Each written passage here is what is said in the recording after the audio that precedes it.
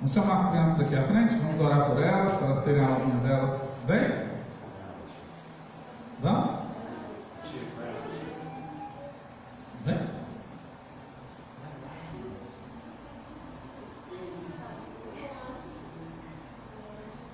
Vamos orar, vamos? Vem? Vem, pastor? Vamos?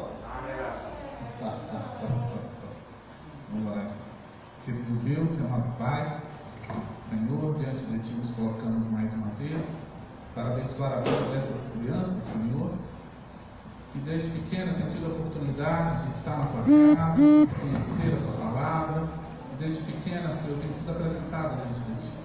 Que Tu possas fortalecê-las, que Tu possas, Senhor, conservar esse ensino no coração, e que Ele colabore para a transformação da vida dessas crianças, e que elas cresçam em graça, estatura e sabedoria diante de Ti, dos homens, e se tornem futuros servos de Deus, homens e mulheres de bem, Senhor, pessoas que farão a diferença na sociedade, pessoas que realmente brilharão o brilho de Cristo nas suas vidas.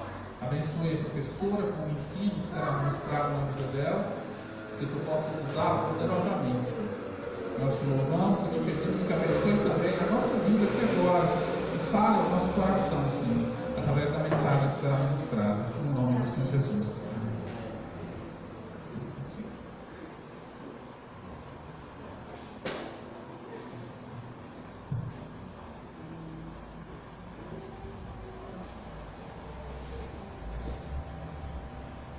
Queridos,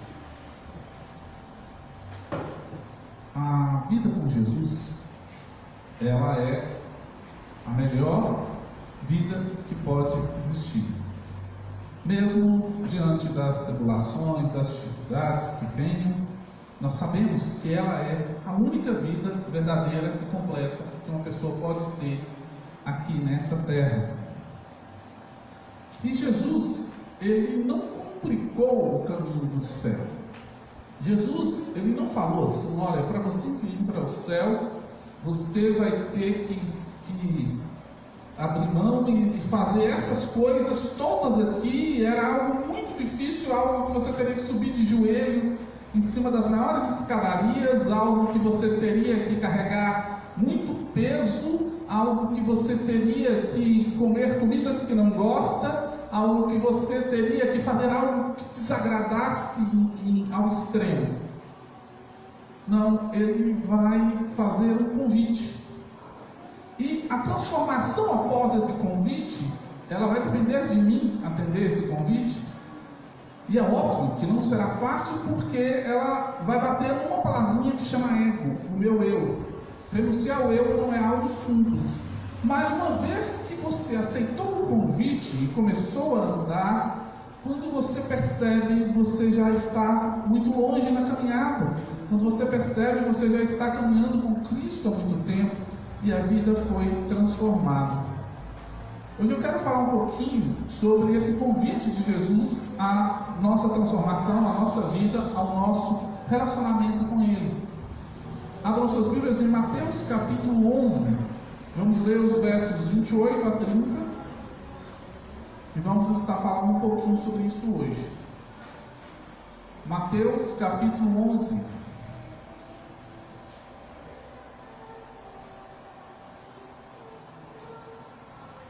Mateus 11, verso 28. A palavra de Deus diz assim em Mateus 11, 28. Vinde a mim, todos os que estáis cansados e sobrecarregados, e eu vos aliviarei. Tomai sobre vós o meu jugo e aprendei de mim, pois sou humilde e manso de coração, e achareis descanso para a vossa alma, porque o meu jugo é suave e o meu fardo é leve. Neste capítulo, se nós formos olhar desde o princípio, Jesus começa falando sobre o testemunho de João. Ele reforça a ideia de que ele era aquele que teria que vir, sim, ele era aquele que foi profetizado, ele era o Messias, e é o Messias, ele era o profeta prometido que Moisés falou que viria, ele é o Filho de Deus, o Filho do homem, aquele que manifestaria e que traria salvação a Israel e a todo o mundo. Ele inicia falando isso a João, porque João está preso e João chama os discípulos e fala: pergunta a ele se é ele mesmo que nós estávamos esperando ou se nós vamos ter que esperar outro. E eu não acredito que isso fosse uma fraquejada na fé de João, até porque João é aquele que é a voz do que clama no deserto. João é aquele que foi preparado para abrir o caminho para Jesus vir. E João é aquele que primeiro declara que Jesus é o Messias, porque quando Jesus aparece, ele aponta para Jesus e fala: ó, eis o Cordeiro de Deus que tira o pecado do mundo. Então é ilógico acreditar que João, na hora que foi preso, João fraquejou na fé, voltou atrás e esqueceu tudo que ele fez. João fez o quê? Os discípulos de João estavam dando trabalho para João.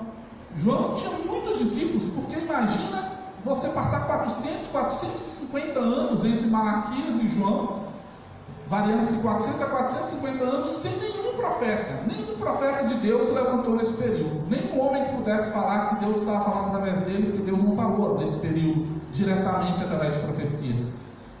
E aí levanta João. A quantidade de gente que ia a João eram multidões de pessoas. E elas vinham e elas ouviam uma mensagem dura. A mensagem de João era uma mensagem sólida, uma mensagem dura, uma mensagem: arrependei-vos e crede no Evangelho. Olha, o reino de Deus está próximo, arrependam-se, vocês são raça de víboras, vocês têm que se arrepender. A mensagem dele era uma mensagem dura. E mesmo assim o povo queria, o povo ansiava por aquilo, porque o povo precisava ouvir a palavra de Deus. E aí, de repente, pouco tempo depois que João está no seu ministério, vem Jesus para ser batizado. E João transfere toda a glória para Jesus. E João vira e fala: não, vai vir um que eu não sou digno nem de desamarrar a sandália dele. Eu não posso. O servo mais humilde que existia era o que ficava na porta e que desamarrava a sandália e lavava o pé.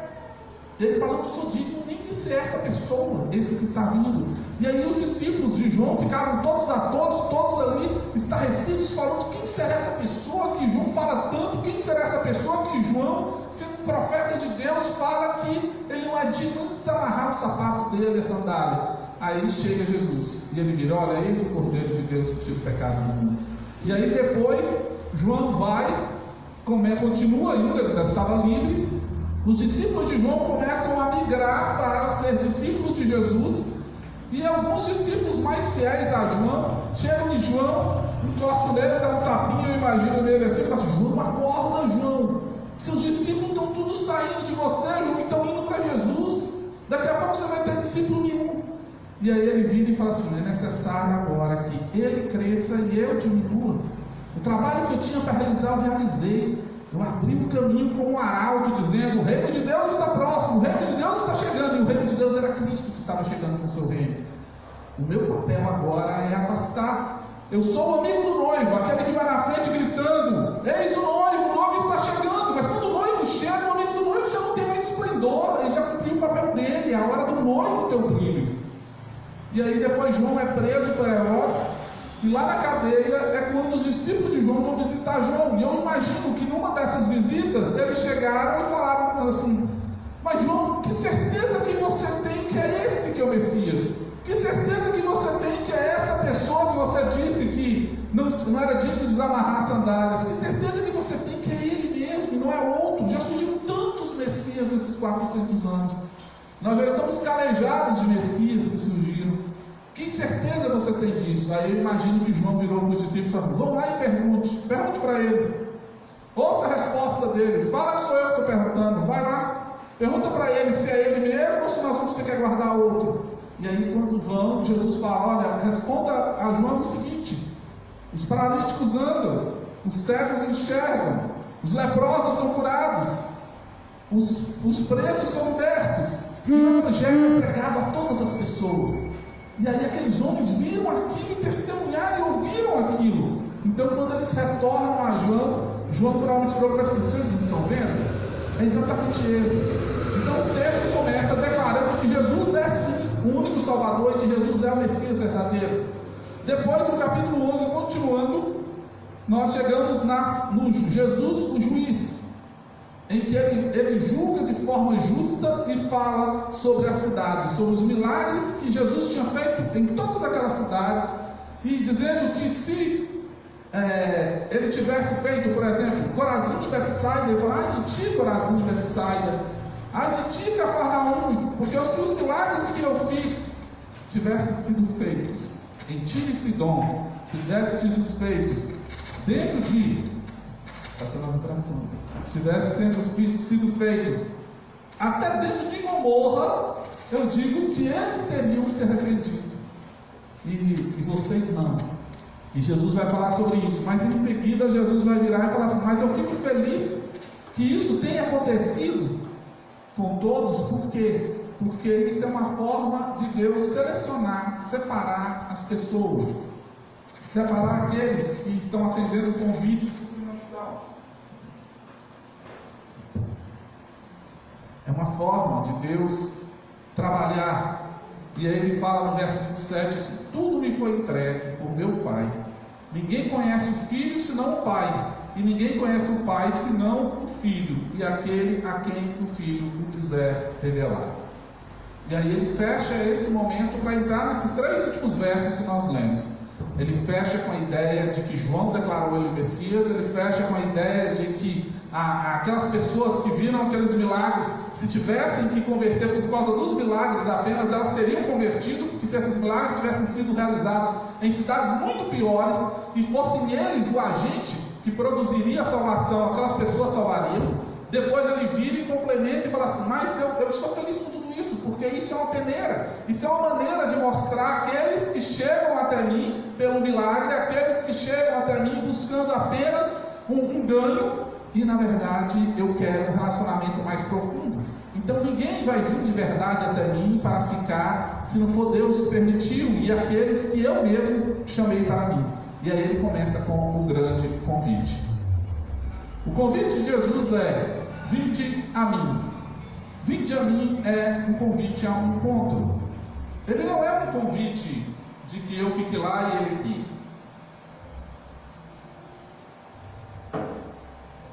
Não é um convite a uma nova religião, não é um convite a uma nova bandeira, não é um convite a uma nova moralidade, não é um convite a uma caridade ou a um misticismo. É um convite a uma pessoa, é um convite a estar e chegar até alguém.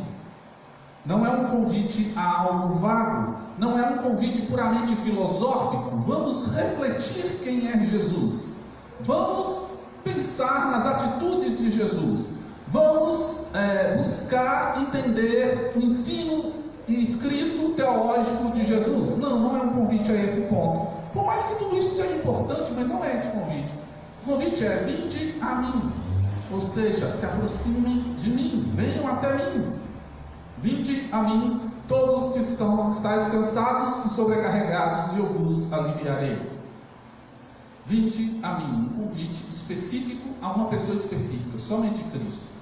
Mais uma vez, toda vez que Jesus trata de salvação na Bíblia, toda vez que os discípulos, os apóstolos que escreveram o Novo Testamento falam sobre a salvação de Cristo, eles deixam claro que a salvação está em Cristo e ponto final. Não é a salvação em Cristo mais alguma coisa. Essa semana eu falei no estudo de Atos exatamente sobre isso. Eu disse que toda igreja que coloca, ou toda religião que coloca, a salvação é Jesus mais isso aqui, Jesus mais minha doutrina, Jesus mais a placa da minha igreja, Jesus mais o corte de cabelo, Jesus mais o tipo de roupa, Jesus mais o tipo de mensagem, Jesus mais o dízimo, Jesus mais a maneira de se vestir, a maneira de se comportar, a maneira de se falar, seja o que for, tudo que eu colocar Jesus mais alguma coisa e dizer que você só é salvo se você cumprir essa linha, eu estou fora dos planos de Deus. O plano de salvação de Deus é Jesus, pronto. Esse é o plano de salvação de Deus. Todo o resto vai desenvolver aí embaixo. Não que o testemunho, a maneira de vestir, a maneira de falar, a maneira de pregar, a maneira de ler, a maneira de estudar sejam importantes. São importantes, mas não geram salvação. Eu posso ser formado nas melhores universidades de teologia do mundo. Eu posso ler a Bíblia no original, em grego, aramaico e hebraico. Eu posso dar aula disso. Eu posso ser pastor de uma igreja gigante. Eu posso ser missionário. Eu posso ser uma pessoa que colaborou demais com os outros, que usou toda posso fazer tudo isso e ir para o inferno se eu não tiver Jesus. E por incrível que pareça, isso acontece. A história de John Wesley é bem visível nisso. John Wesley era filho de um pastor. Cedo John Wesley foi consagrado pastor. Ele e o irmão dele, o irmão compôs vários hinos do cantor cristão, foram compostos por eles. E aí eles vão ser missionários nos Estados Unidos, saem da Inglaterra e vão para os Estados Unidos, na época que começou o novo mundo dos Estados Unidos. E eles montam uma igreja, eles pregam. O John Wesley converte, prega através da mensagem dele, várias pessoas convertem. E John Wesley volta, depois de anos pregando nos Estados Unidos, volta para a Inglaterra. E num dia que ele estava andando à noite numa rua, ele ouviu um cântico, pessoas cantando um cântico cristão. Ele aproximou, era a casa onde estavam os moráveis cantando, e eles gostavam muito de cantar. E aí ele aproxima, e aí o cântico terminou e começou alguém a ler na homilia deles, ler ali o estudo o livro de Romanos, falando sobre a fé, falando que o justo viverá pela fé. E aí, quando o Wesley chega na porta e ouve aquela mensagem, o Wesley se converte. Naquele instante ele se converte. Ele já era pastor, ele era missionário, ele tinha pregado na igreja, pessoas tinham aceitado Jesus de verdade, e ele foi se converter bem depois. Por quê? Porque foi a hora que ele foi aceitar o convite. Até então, ele era tudo isso puramente, humanamente falando. E não se engane, se nós pegarmos uma pessoa, por exemplo, normalmente advogados, não são todos, mas muitos advogados são muito bem treinados na palavra, na maneira de falar. Se nós pegarmos um advogado que seja muito bom, daqueles que convencem qualquer tipo de júri, daqueles que convencem qualquer tipo de juiz, mesmo o cara estando errado, ele defende ele e consegue convencer que o cara está certo e as pessoas acreditam nele. Se eu pegar um advogado desse e falar com ele, eu quero que você pregue esse assunto aqui que eu vou escrever para você, e faça uma mensagem boa, e fale com as pessoas, fale com emoção, fale com bastante ímpeto, e convença as pessoas de que Jesus é a salvação. Pode ter certeza, ele vai fazer uma mensagem excelente. Muitas pessoas vão aceitar Jesus, se for num lugar bem grande. Muitas pessoas vão se converter de verdade. Essas pessoas vão para o céu, e aquele cara que pregou vai para o inferno, se ele mesmo não aceitar Jesus. Por quê? Porque a salvação se resume a Cristo, e não a todo o resto que vem abaixo disso. O convite é: vinde a mim. Não é vinde a minha igreja, nem a minha religião, é vinde a mim. Agora é óbvio, uma vez que eu vou a Cristo, aí começa o segundo processo, que é o processo do meu relacionamento com Ele. A segunda realidade desse convite é que ele é um convite direcionado a todo tipo de pessoa. Vinde a mim todos que estáis cansados e sobrecarregados. Não é um convite direcionado: vinde a mim todos vocês que já estão na igreja, que sabem o que é vir na igreja. Não é. Não é um convite: vinde a mim todos vocês que nasceram numa família que é cristã. Não é. Vinde a mim todos vocês que são pessoas boas, pessoas de boas ações. Não é. O convite é direcionado a todos, toda e qualquer pessoa, em toda e qualquer situação. Ou seja, só não se aproxima de Cristo quem não quer atender o convite de Cristo, porque o convite dele é universal. O convite dele é oferecido a todos. A oportunidade é a mesma para todos. E eu só aceito se eu quiser, mas o convite é feito. E aí, uma vez que eu aceito esse convite, e ele é direcionado a todos que estão cansados e sobrecarregados, e todos estão. Por quê? Porque isso vai nos falar sobre a escravidão do pecado, e a escravidão do pecado está sobre todos os homens. Não existe nenhum justo, nenhum sequer, é o que a Bíblia diz em Romanos 3. A Bíblia diz em Romanos 3:23 que todos pecaram e carecem da glória de Deus. Não é que tem um ou dois que se pecaram, não é que tem um ou dois que ainda estão livres, não, todos pecaram. Nós já nascemos em pecado, que é o que Davi fala: em pecado me concebeu minha mãe. Mas nós assumimos e temos a ideia de que estamos pecando quando estamos um pouco mais velhos, temos a consciência do bem e do mal. Mas é certo que todos pecaram, não existe ninguém que não pecou, ninguém que tenha consciência do bem e do mal que não pecou, todos pecaram. Por isso que o salário do pecado é a morte, e a morte vem para todos, porque todos pecaram.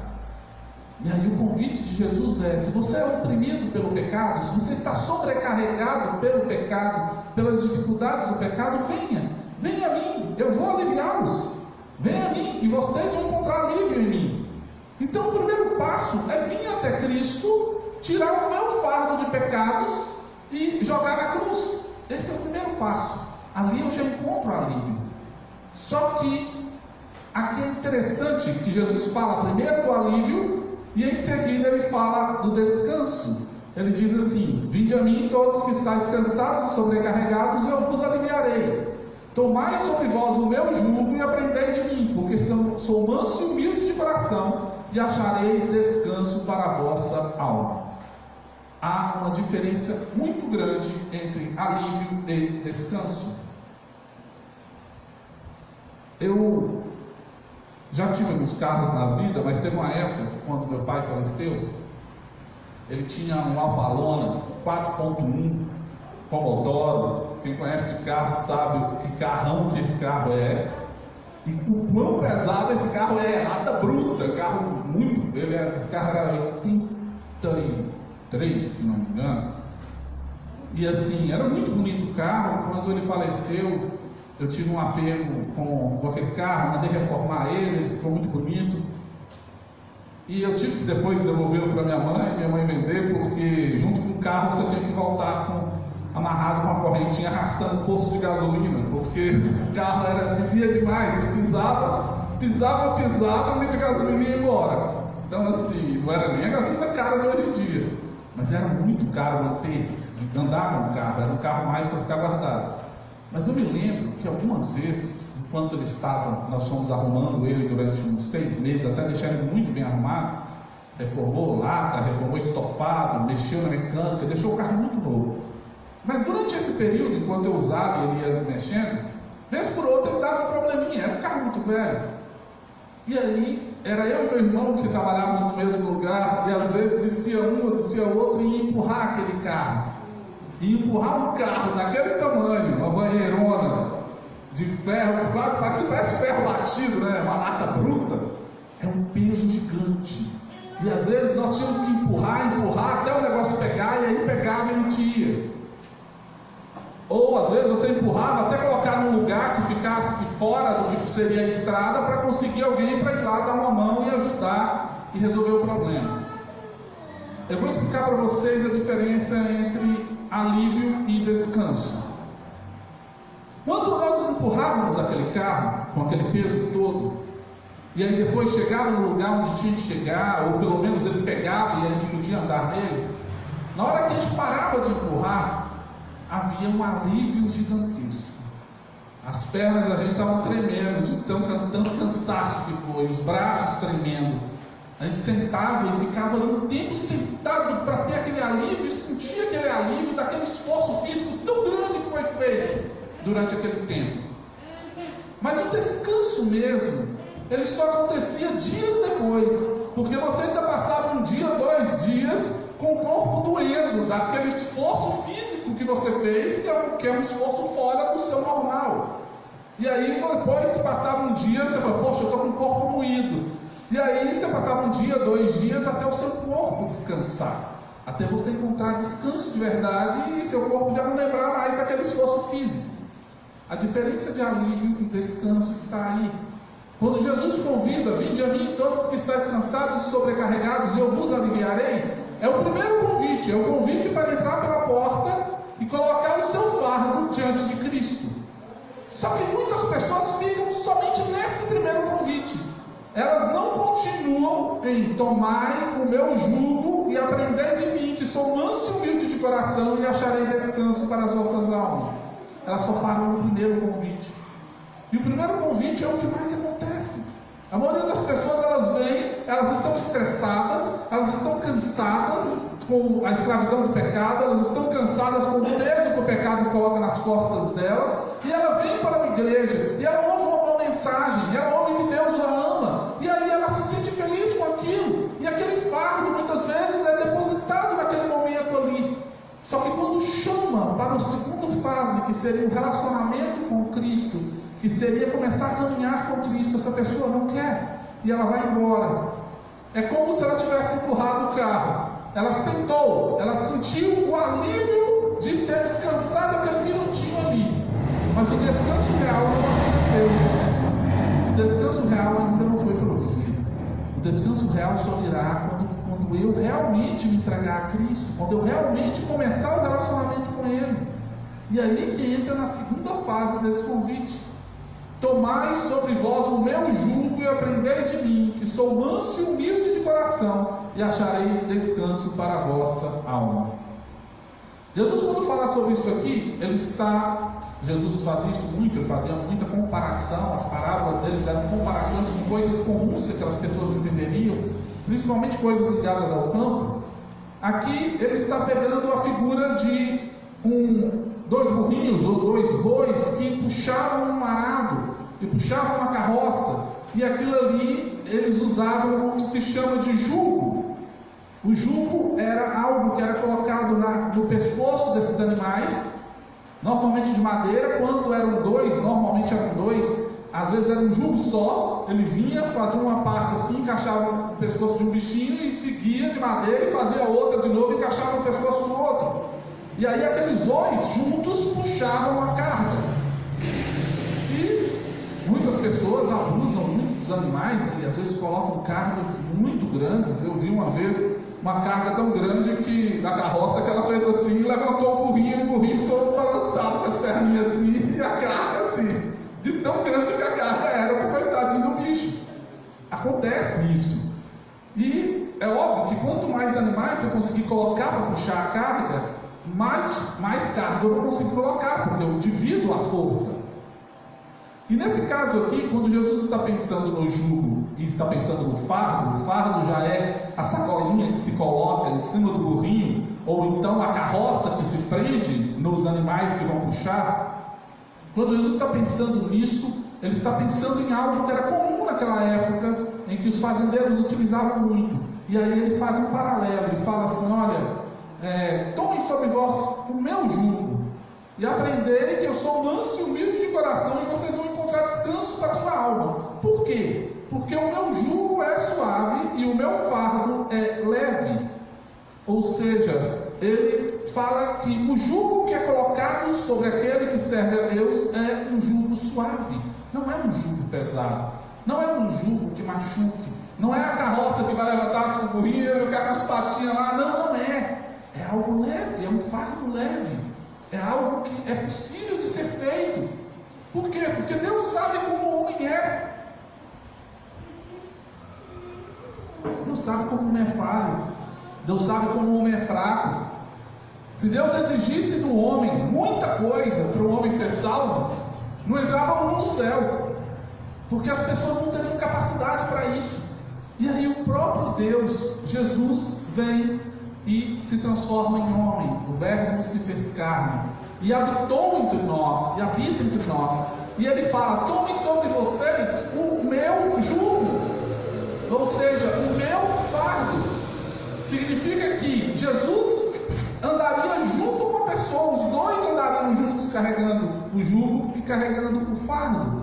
No exemplo, ele está falando isso. É uma caminhada de companheirismo, é uma caminhada de um ao lado do outro, é uma caminhada onde eu auxilio os seus problemas, é uma caminhada em que estou convosco todos os dias até a consumação dos séculos. É esse que é o convite. Então esse convite ele é dividido em duas partes. O primeiro é ouvir e entregar seus fardos, lançar seus fardos na cruz, lançar seus fardos aos pés de Jesus. E você vai encontrar alívio, sim, vai ter alívio psicológico, vai ter alívio emocional, vai ter alívio espiritual, vai ter alívio físico. Mas não pode parar nesse convite. Eu preciso caminhar para o próximo, que é uma vez que eu tirei meu fardo, Jesus, uma vez que eu tirei meu jugo, Jesus, que é pesado, que é o jugo do pecado, que é o fardo do pecado, e lancei sobre a cruz, me dê agora o seu jugo. Por quê? Porque eu não sei cuidar de mim mesmo. Eu estou trocando a escravidão do pecado pelo serviço a Cristo. Eu estou trocando o fardo pesado do pecado pelo fardo leve que Jesus me dá. É uma troca. Eu estou lançando fora aquilo que me traz peso, aquilo que me traz tristeza, aquilo que me traz traz morte, e estou recebendo um fardo que me traz alegria, um fardo que é leve, um fardo que me traz vida. E eu coloco esse novo fardo agora e começo a andar. É aceitar um relacionamento, é aceitar uma caminhada juntos, é aceitar o convite, mas a partir dali começar a caminhar juntos. Imagine um casamento em que o rapaz faz todo um preparo para convidar aquela moça para sair, para ser a namorada dele. E aí a hora que ele chega e combina tudo, e está tudo ok, tudo deu certo, e chama a menina para sair, e aí: você aceita o meu convite? A menina fala assim: aceito. E aí eles saem aquela primeira noite e vão num restaurante, e é algo maravilhoso e tudo. Aí no outro dia em diante o rapaz já não liga mais para a moça já não liga mais para o rapaz, e a coisa fica. Vai virar casamento? Não vai, porque não houve mais investimento, houve só um único convite, e um sim, um aceito num único convite.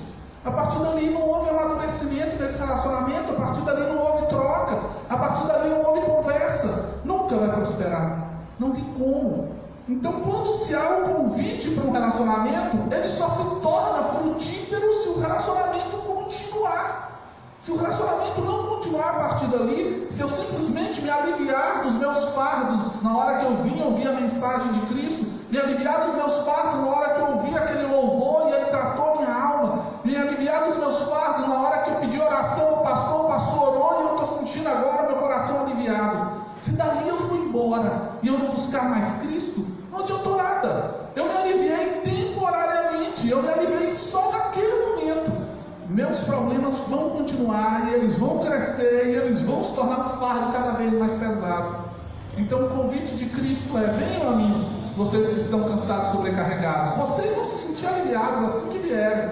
Mas, uma vez que vierem, troquem o seu jugo, lancem fora o seu jugo pesado e coloquem o meu jugo que é leve. Lancem fora o seu fardo pesado e coloquem o meu fardo que é leve. Quando vocês fizerem isso, vocês vão aprender que eu sou manso e humilde de coração, e vocês vão encontrar descanso, não alívio, vocês vão encontrar descanso para as suas almas. Ou seja, o alívio é: eu me esforcei, parei de me esforçar, me aliviei. O descanso é: eu consigo continuar descansando em Cristo. Eu continuo ali encostado em Cristo. Eu continuo com Cristo e nós dois caminhamos levando o fardo. Eu continuo com Cristo e nós dois caminhamos levando o jugo. Eu tenho condição de descansar, eu tenho condição de compartilhar o meu fardo com Cristo. Eu me lembro de certa vez, uma ilustração de um homem que ele tinha uma carrocinha e ele conheceu a Cristo, e ele carregava muito peso nessa carroça, os pesos de seus pecados, das suas más decisões, dos seus erros. E aí ele acabou por encontrar a Cristo, e Cristo jogou fora tudo aquilo. Ele entregou todo aquele fardo, e Jesus colocou naquela carrocinha um único tijolinho. E a carrocinha ia leve, tranquila, e ele puxava aquela carrocinha andando para todo lugar, e estava super tranquilo naquela cidade. E enquanto ele ia tranquilo andando, e Jesus falou: olha, você vai fazer isso até chegar no topo da montanha. Lá no topo da montanha nós vamos nos encontrar, e a partir dali você vai viver para sempre na montanha comigo. E aquele homem começou a andar pela cidade, e aquele homem começou a subir aquelas ruas da cidade, até chegar no pé da montanha, para subir para a montanha acima.